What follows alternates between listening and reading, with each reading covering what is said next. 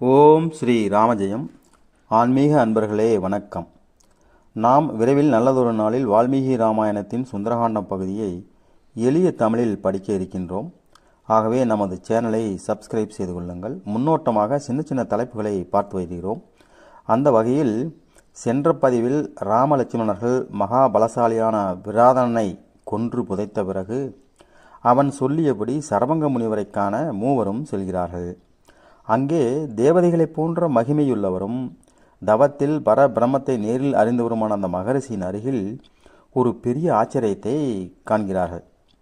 சூரியன் மற்றும் நெருப்பினால் ஜொலிக்கும் முனிவருடைய தேசஸ்கள் ஒன்று சேர்ந்தாற்போல் ஜொலிக்கும் தேகத்துடன் யாரோ ஒரு மகாபுருஷன் திவ்ய ரதத்திலிருந்து இறங்கி பூமியை தொடாமல் நின்றார்.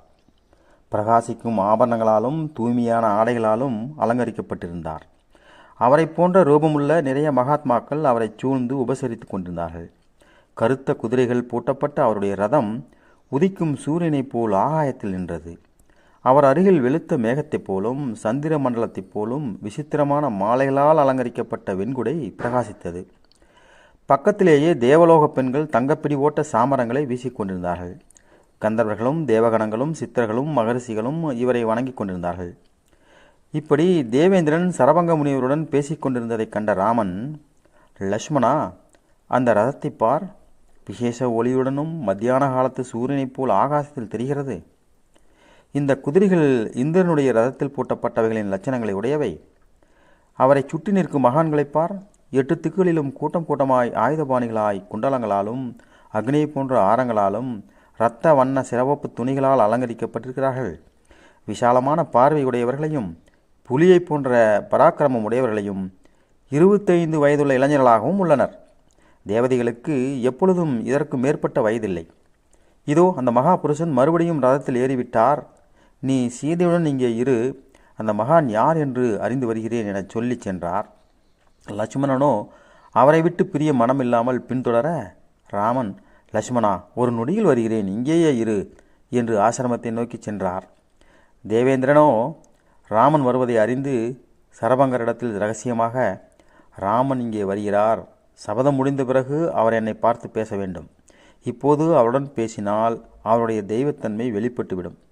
பிறரால் முடியாத ஒரு பெரிய காரியம் இவரால் மனித வேஷத்துடன் ஆக வேண்டியுள்ளது. ராவணனை கொன்று தேவர்களின் உத்தேசம் நிறைவேறின பிறகே நான் அவரை பார்க்க வேண்டும் என்று கூறி சரபங்கரிடம் உத்தரவு பெற்று அவருக்கு மரியாதை செய்து விமானத்தில் ஏறி சொர்க்கத்துக்கு இந்திரன் போனான். பிறகு ராமலட்சுமணர்களும் சீதையும் அக்னிஹோத்திர சாலையிலிருந்து சரபங்க மகரிஷி இடத்திற்கு போய் அவரை வணங்கினார்கள். அவர் மூவரையும் வரவேற்று தகுந்த இருக்கையில் உட்காரச் சொன்னார். இந்திரன் வந்த காரணத்தை பற்றி ராமன் அவரை விசாரிக்க, அவர், ராமா, எல்லா உயிரினங்களுக்கும் இஷ்டமான வரங்களை கொடுக்கும் இந்திரன் பிரம்மாவின் கட்டளையால் என்னை பிரம்மலோகத்திற்கு அழைத்து போக வந்தான். நான் ஏன் போகவில்லை என்றால், எப்பொழுதும் என் இருதயத்தில் குடியிருக்கும் நீ என் பாக்கியத்தால் இப்பொழுது இங்கே வந்திருக்கிறாய். இவ்வளவு பிரியமான விருந்தினரை பார்க்காமல், உன் திவ்ய மங்கள ரூபத்தை பார்ப்பதால் உண்டாகும் ஆனந்தத்தை அனுபவிக்காமல் பிரம்மலோகத்திற்கு போவேனா?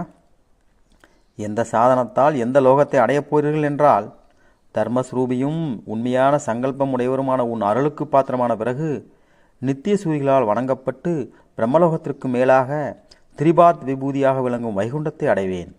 அது பொறுமையாக கிடைக்கட்டும். நீ செய்த புண்ணியங்களின் பலனை இப்பொழுது அனுபவி என்றால், சொர்க்கத்திலும் பிரம்மலோகத்திலும் இதுவரை சம்பாதித்த போகபூமிகளை நான், ராமா, உனக்காக கொடுக்கிறேன், நீ பெற்றுக்கொள் என்றார். அதாவது சரபங்கர் பலனை விரும்பாமல் தான் பெற்ற பலன்கள் அனைத்தையும் ராமனுக்கு அர்ப்பணமாக சகல கர்மங்களையும் செய்ததால் அவைகளை நீயே பெற்றுக்கொள்ள வேண்டும், அவைகளால் உனக்கு அதிதி பூஜை செய்கிறேன் என்று சொன்னார். சகல ஞானத்திற்கும் ஆதாரமான ராகவன், மகரிஷியே, நான் சத்திரியன், தானம் வாங்க மாட்டேன், அந்த லோகங்களை நானே சம்பாதித்துக் கொள்வேன். இந்த வனத்தில் நாங்கள் வசிக்கத் தகுந்த ஒரு இடத்தை காட்டுங்கள் என்றார். 3 காலங்களையும் அறிந்த சரபங்கர் இனி நடக்க வேண்டிய மாரீசனுடைய வதத்தை உத்தேசித்து, ராமா, இதற்கு அருகில் சுதீசனர் என்ற ஒரு தர்மாத்மா இருக்கிறார். அவரிடத்திற்கு போ. அவர் உனக்கு வேண்டிய உதவிகளை செய்து சுத்தமாயும் ரமணீயமாயும் இருக்கும் ஒரு இடத்தை காட்டுவார். பூக்கள் தெப்பம்போல் மிதக்கும் இந்த மந்தாகினி நதிக்கரை வழியாக மேற்கே போனால் அவ்விடத்திற்கு கொண்டு போய்விடும் என்று அந்த வழியை சுட்டிக்காட்டி, சகல லோகங்களின் ஆதாரமே, பாம்பு பழைய சட்டையை உரிப்பது போல் என் தேகத்தை விடப் போகிறேன். அதுவரையில் உன் அருளால் என்னை காப்பாற்ற வேண்டும் என்று ராமனை வேண்டினார். பிறகு அக்னியை மூட்டி விதிப்படி பிரம்மவேத மந்திரங்களைச் சொல்லி நெய்யூற்றி மகா தேஜஸுடன் விளங்கும் அந்த மகரிஷி அக்னியில் நுழைந்தார். அவருடைய தோல், எலும்பு, சதை, இரத்தம், மயிறு முதலியவை நெருப்பில் எரிந்தன. அந்த மகாத்மா அக்னி குண்டத்தில் இருந்து கிளம்பி அக்னி பகவானைப் போல் ஜொலிக்கும் 30 வயதுள்ள ஆணின் ரூபத்தை எடுத்தார். அதைக் கண்டு ராமலட்சுமணனும் சீதையும் ஆச்சரியப்பட்டார்கள்.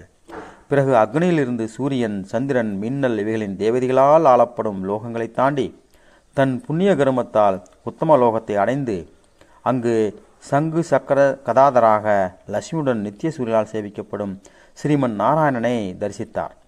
பகவான் அவரை அன்புடன் உபசரித்து நல்வரவு விசாரித்தார்.